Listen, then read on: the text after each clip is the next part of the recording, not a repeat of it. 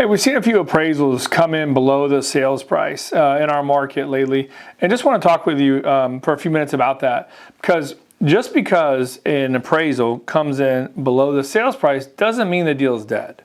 That's one thing, get that out of the way. It doesn't mean it's toast, all right? It's not good for the most part. It causes some extra work, some friction, maybe some concessions, maybe extra money, right? Different things like could kill the deal. You never know, right? But like it does not automatically mean it's toast. So let's talk about it. One thing is, it's funny, in our business, we'll always say, hey, the appraisal came in low, right? The realtors will say the appraisal came in low. That means the appraisal came in below the sales price.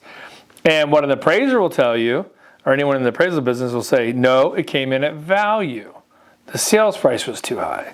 All right, so they'll play word games with that stuff, and it is kind of funny for us mortgage geeks. But in general, when that appraisal does come in below the sales price, it does affect the loan for the most part. Okay, so what it does is it affects the loan to value. And so an example being, like, if you're paying $200,000 for a house, okay, and it appraises for $150,000. $50,000 difference.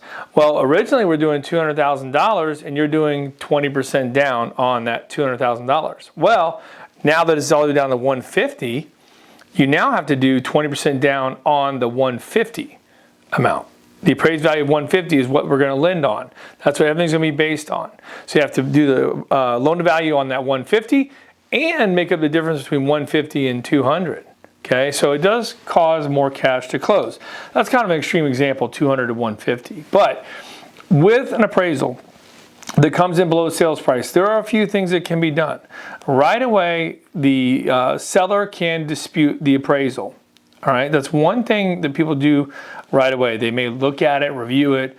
This appraiser sucks, or these comps are bad, or whatever it may be, right? And then that seller can dispute the appraisal, so can the buyer. Now, one of these caveats is the buyer has to agree to allow the dispute to happen. Okay, the buyer has to say, hey, I agree also, the appraisal should be higher. I think it came in lower than it should be. I'll sign a form and I'll agree to dispute the appraisal. That allows the buyer or the seller to provide comparable sales that weren't used, fill out a form, etc. And then the appraiser has a chance to review those comparable sales and either say, I was right, you were wrong, which that's what happens a lot. Okay, they just kind of rebuff the comps. Or the appraiser may say, oh my God, I missed that one. Let's add that in, let me adjust value, right? So that sort of thing. But let's just say the appraiser is not going to budge on the dispute. Well, what can happen is a couple things. All right, one is the seller can agree to lower their price. Right? They're just straight up, hey, we're asking $400 and it appraised at $390. We're going to go down $10,000. Let's all move on with our lives. The seller may say, hey, it's $10,000 difference. You're the one getting the financing, Mr. Buyer. Let's meet in the middle. Okay, or some form of that. We'll do 80%, you do 20, or 40, 60, or whatever it may work out to be. Right? They work out to where we're going to bring the difference. That seller may say, man, we're asking $400 for it. We've got 3 offers lined up for $400,000. We're not lowering that at all.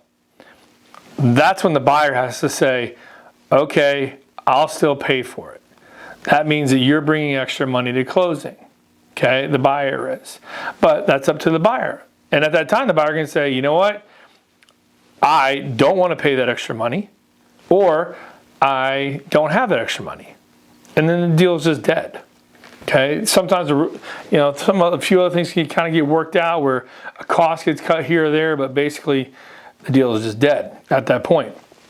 Now, one thing we've noticed with people that are buying a house that is appraised for less than what they're paying for it, sometimes it's a little bit of a psychological thing. Now, when I'm talking about this, don't get the wrong idea. Okay, I'm not telling you to overpay for everything in your entire life, but there are going to be situations where you are going to have your dream home right in front of you.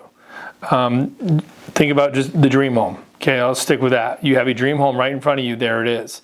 Okay, they're asking $400,000 for it. It appraised at $380,000. Okay, so seller says, I'm not budging. Too bad. You're paying the difference.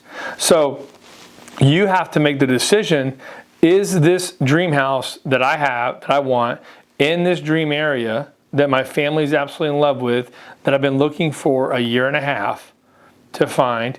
Here it is. Are you going to let that house go away because of $20,000, $10,000, $50,000, $5,000, whatever this number is, right? Are you going to let that happen?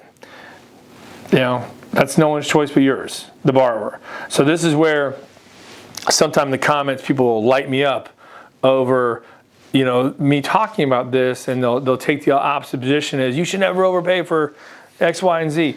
No one can tell you that when you're in that situation. We've all overpaid for stuff. You've overpaid for food at a restaurant.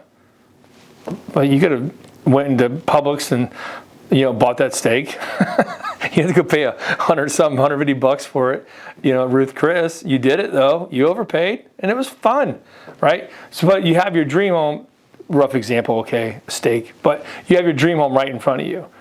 Are you going to pay a little bit extra? So anyhow, that's just a couple of tips from us on if the appraised value comes in below the sales price.